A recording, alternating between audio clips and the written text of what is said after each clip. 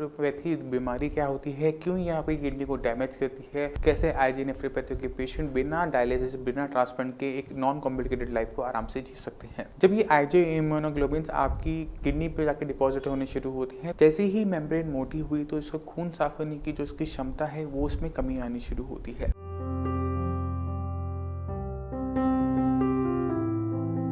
आज की इस वीडियो में हम बात करने वाले हैं आईजी नेफ्रोपैथी के बारे में कि आखिर में ये आईजी नेफ्रोपैथी बीमारी क्या होती है, क्यों ये आपकी किडनी को डैमेज करती है और इसमें मेन जो रीज़न होता है, मेन जो कॉज होता है वो कहाँ सिचुएटेड होता है, कैसे इसे कंट्रोल किया जा सकता है, कैसे आईजी नेफ्रोपैथी के पेशेंट बिना डायलिसिस बिना ट्रांसप्लांट के एक नॉन कॉम्प्लिकेटेड लाइफ को आराम से जी सकते हैं। पहले अगर हम आईजी नेफ्रोपैथी के बारे में बात करें तो आईजी नेफ्रोपैथी को एक जेनेटिक डिसऑर्डर समझा जाता है जो कि आपकी फैमिली में आ रहा होता है। हो सकता है कि आपके फैमिली मेम्बर्स में ये देखने को ना मिला हो, मगर आपके फोरफादर की तरफ से ये आपके अंदर आ सकता है। क्योंकि ये जेनेटिक डिसऑर्डर होती है इसलिए इसको पूरी बॉडी से निकाल पाना मुश्किल होता है। एक नॉन क्योरेबल डिजीज़ होती है, बट ये बहुत अच्छी मैनेजेबल डिजीज़ ज़रूर होती है। इसके अंदर क्या होता है कि हमारी जो इम्यूनिटी होती है, इम्यूनिटी का एक जो फैक्टर होता है, एक जो कंपोनेंट है वो है आईजी इम्यूनोग्लोबिन्स। जब ये आईजी इम्यूनोग्लोबिन्स आपकी किडनी पे जाके डिपॉजिट होने शुरू होते हैं तो आपको इस तरह से समझना चाहिए कि जो हमारे घर के अंदर जो वाटर प्योरीफायर होता है जिसके अंदर रिवर्स ऑस्मोसिस मेम्ब्रेन लगी हुई होती है, वो मेम्ब्रेन है और ये किडनी का नेफ्रॉन है। दोनों को इस तरह से समझने की कोशिश कीजिएगा। अगर इसके ऊपर आईजी इम्यूनोग्लोबिन डिपॉजिट होने शुरू होते हैं तो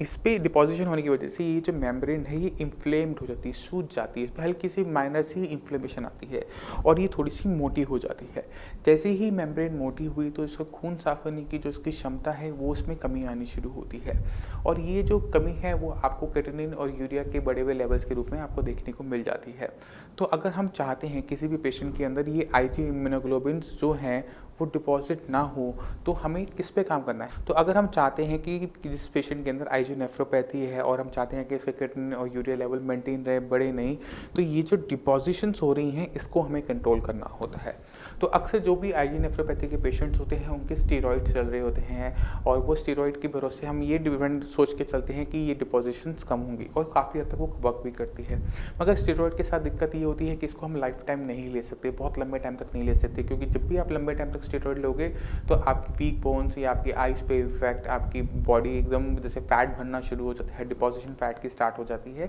और बॉडी में स्ट्रेच मार्क्स पड़ना, ये कॉमन साइड इफेक्ट्स हैं और जो पेशेंट को आगे चल के बहुत ज़्यादा नुकसान पहुंचाते हैं। तो हमने क्या करना होता है ऐसे पेशेंट के अंदर, हमने जो स्टेरॉइड्स जो आप ले रहे होते हैं उसकी अमाउंट को इतना कम देना होता है कि पेशेंट को किसी टाइप की कॉम्प्लिकेशन इस तरह से ना आए। साथ साथ हमने किसी चीज़ का ध्यान रखना होता है कि हमने एक चीज़ का और ध्यान देना होता है कि हमने पेशेंट को देने होते हैं इम्यूनोमॉड्यूलेटर्स। अभी इम्यूनोमॉड्यूलेटर्स क्या होते हैं इसको समझना ज़रूरी हो जाता है।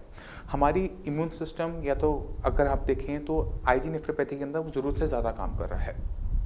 तो हमें इम्यूनोमॉड्यूलर की हेल्प से क्या करना होता है कि वो जो बड़े हुए लेवल्स हैं उनको नॉर्मल लेवल्स पर लेकर आना होता है कि आपकी इम्यूनिटी आपकी किडनी को नुकसान ना पहुंचाए। तो यहाँ पर जो ड्रग यूज़ किया जाता है, जो मेडिसिन का टाइप यूज़ किया जाता है वो होता है इम्यूनोमॉड्यूलेटर। ये स्टेरॉइड्स नहीं होते हैं, ये फाइटोकेमिकल्स होते हैं जो आपकी इम्यूनिटी को कंट्रोल करने में आपकी हेल्प करता है। जैसे ही इम्यूनोमॉड्यूलेटर्स बॉडी के अंदर जाते हैं तो आईजी की इम्यूनोग्लोबिन्स की मेम्ब्रेन पे डिपॉजिशंस हैं वो रुक जाती है, क्योंकि इन इम्यूनोमॉड्यूलेटर्स का एक और फंक्शन होता है वो है एंटी इन्फ्लेमेटरी, यानी सूजन को कम करने की उनके अंदर क्षमता होती है। तो जैसे ही आपने लेना शुरू किया तो जो इन्फ्लेमेशन थी, जो सूजन थी मेम्ब्रेन पे, वो कम होनी शुरू हो जाती है और आप देखेंगे कि आपकी किडनी की जो फंक्शनिंग है वो पहले से बेटर होनी शुरू हो जाती है। जो आईजी इम्यूनोग्लोबिन्स पहले से डिपॉजिट हैं उनके बारे में हम बहुत कुछ नहीं कर सकते या उनके बारे में बहुत कुछ नहीं कह सकते, मगर फर्दर आईजी इम्यूनोग्लोबिन्स वहाँ पर डिपॉजिट ना हो और ऐसा थेरेपी जिसके अंदर पेशेंट को किसी टाइप का नुकसान ना हो उसकी के लिए हमें लेना पड़ता है इम्यूनोमॉड्यूलेटर्स। अब एक बार आपने इम्यूनोमॉड्यूलेटर्स ली तो फर्दर नुकसान नहीं हुआ और जो किडनी का डैमेज हो चुका है अब हमें उसे यूज़ करना पड़ता है, क्योंकि अभी भी आपकी क्रेटिनिन लेवल देखें वो 3 या 4 है, यानी आपकी किडनी फुल डैमेज नहीं हुई है। अगर हम चाहते हैं कि हमारी किडनी बेटर तरीके से काम करे तो हमें अपनी किडनी पे काम करना पड़ता है, हमें किडनी की फंक्शनिंग को बढ़ाना पड़ता है, क्योंकि जैसे ही किडनी की फंक्शनिंग बढ़ेगी तो किडनी जो काम करती है खून को साफ करके क्रेटिनिन और यूरिया को बॉडी से बाहर निकालना, वो बेटर होना शुरू हो जाता है और आप क्या देखते हैं अपनी रिपोर्ट्स में कि आपके creatinine level, urea level, potassium level down होना शुरू हो जाता है। ये तब तब होता है जब हम सही तरीके से चीज़ों को सही प्लेस पे रखते हैं। तो सबसे पहले है आइडेंटिफिकेशन कि किडनी किस वजह से ख़राब हो रही है। और अगर हम आईजी नेफ्रोपैथी के बारे में बात करें तो इसका इकलौता टेस्ट बायोप्सी है कि किडनी की बायोप्सी करवाओ। किडनी की बायोप्सी करवाने के बाद अगर उसके अंदर आईजी इम्यूनोग्लोबिन का टेस्ट पॉजिटिव आता है, दैट मीन्स आपको आईजी नेफ्रोपैथी है। अब मैं चाहता हूँ कि आप कुछ रिपोर्ट सीखें और कुछ पेशेंट्स के इंटरव्यू को सुनिए और ध्यान से सुनिएगा, क्योंकि इससे बहुत ज़्यादा क्लियर हो जाता है कि जो हमें बताया जाता है कि आईजी आपकी जो आईजी नेफ्रोपैथी है या फिर कोई भी किडनी फेलियर की दिक्कत है वो कंट्रोल नहीं की जा सकती। वो एंड रिजल्ट आपका किडनी फेलियर ही होता है, उसको रोका नहीं जा सकता। उसे रोका जा सकता है और उसके जो साफ साफ जो आपके कह सकते हैं एविडेंस है वो आपको हम शो कर रहे हैं।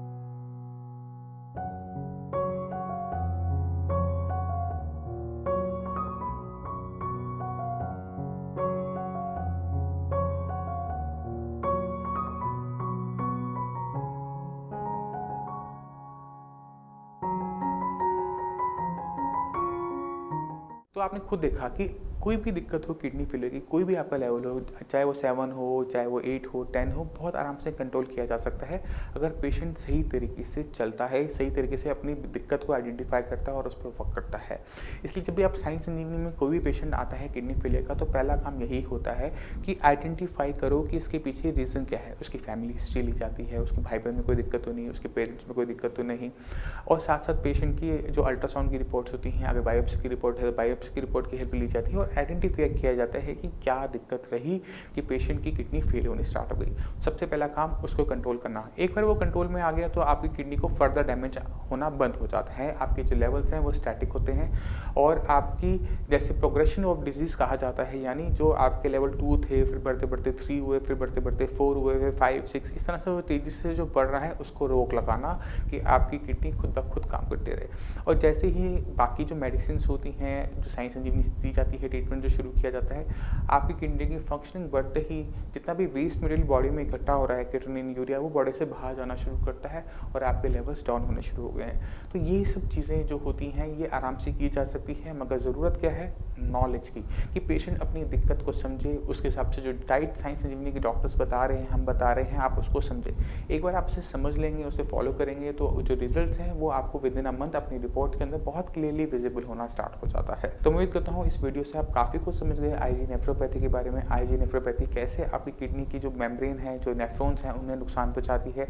और कैसे हम इसे कंट्रोल कर सकते हैं सही right of set of medicine से, सही right of set of treatment से। हमने काम अपनी किडनी से ज़्यादा अपनी इम्यूनिटी पे करना होता है, अपनी इम्यूनिटी को मॉड्यूलेट करना होता है। ये बहुत ज़्यादा ज़रूरी है हर एक आईजी नेफ्रोपैथी के पेशेंट के लिए समझने के लिए। फिर भी आपके माइंड में कोई भी डाउट हो, कुछ भी पूछना चाहते हो तो नीचे दिए नंबर पर कॉल कर साइंस इंजीनियरिंग के डॉक्टर से आप फ्री ऑफ कॉस्ट कंसल्टेशन ले सकते हैं। आप अपॉइंटमेंट लेकर मुझसे भी आकर मिल सकते हैं। अब इसी के साथ मैं आप सभी से चलने के आगे चाहूँगा। मिलते हैं अगली वीडियो में, तब तक के लिए धन्यवाद।